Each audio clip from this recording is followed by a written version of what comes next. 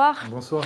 Merci beaucoup d'être là ce soir. Plaisir. Vous avez entendu le patron d'Air Tahiti. Il annonce que la compagnie pourrait cesser d'assurer ses vols sur les lignes qui ne sont pas rentables. Est-ce que vous comprenez de votre côté que l'arrivée de votre compagnie sur les lignes rentables puisse être perçue comme une concurrence déloyale par Air Tahiti? Non, absolument pas. Vous savez, une collectivité publique ne peut pas imposer à un opérateur d'intervenir sur un marché à ses risques et périls.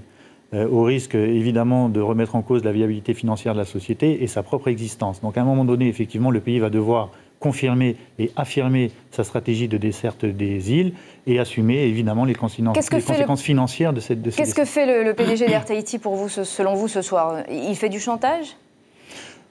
On connaît les relations ces derniers mois plutôt chaotiques entre cet opérateur et le pays. On a bien vu qu'un procès a eu lieu il y a quelques mois, et procès d'ailleurs que le pays a remporté. Il a eu gain de cause.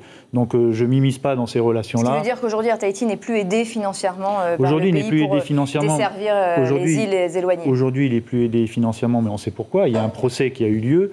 Donc je ne vais pas m'immiscer dans cette relation-là. Nous arrivons, nous sommes nouveaux sur le marché et nous comptons bien marquer notre présence. Alors vous avez prévu de desservir 7 îles, aux îles Soulvan, au Tuamotu et aux Marquises. Vous serez directement en concurrence donc sur ces destinations avec Air Tahiti. Quels sont les prix que vous avez l'intention de pratiquer?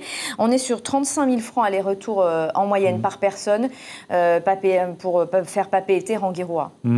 Depuis le début, on n'a pas changé d'objectif. Notre objectif, qui date d'ailleurs de la date de dépôt de la licence au pays, est de 15 à 20% moins cher que les prix qui sont pratiqués aujourd'hui. Vous confirmez ce soir que ce sera le cas? Je confirme ce soir et je confirmerai ultérieurement si nécessaire.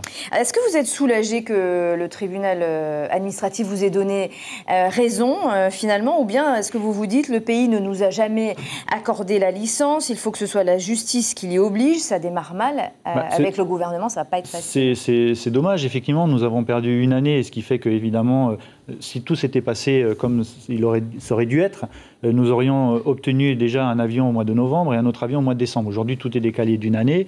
Donc, nous sommes très heureux, évidemment, de la décision de justice et notamment de ce qui est dans le rendu de la décision. Mais il s'avère qu'il y a encore le Conseil des ministres qui doit statuer, qui doit octroyer cette licence de façon officielle. Aujourd'hui, le pays n'a plus le choix. Aujourd'hui, le pays n'a plus le choix, mais j'attends avec impatience, effectivement, l'octroi officiel de la licence. La création de cette compagnie représente, dans un premier temps, un investissement de 7,5 milliards de francs Pacifique. Vous êtes associé donc avec l'homme d'affaires Bill Ravel. Le premier avion sera là, normalement, au mois de décembre l'année prochaine, vous l'avez dit. Vous allez employer 150 salariés. Vous voyez les choses en grand? Au contraire, on ne les voit pas du tout en grand. Nous arrivons avec 2 appareils, 7,5 milliards d'investissement qui finalement n'est pas si important que ça, 150 salariés.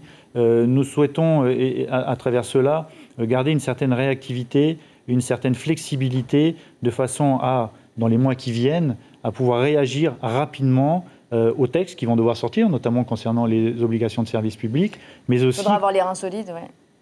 Il n'y a pas de souci, évidemment. Et évidemment, également, nous souhaitons garder une certaine flexibilité pour réagir à tout mouvement, à tout décalage de lignes économiques et toute opportunité dans ce sens, bien sûr. Franck Mailloret, merci beaucoup merci à vous, d'avoir accepté notre invitation ce soir.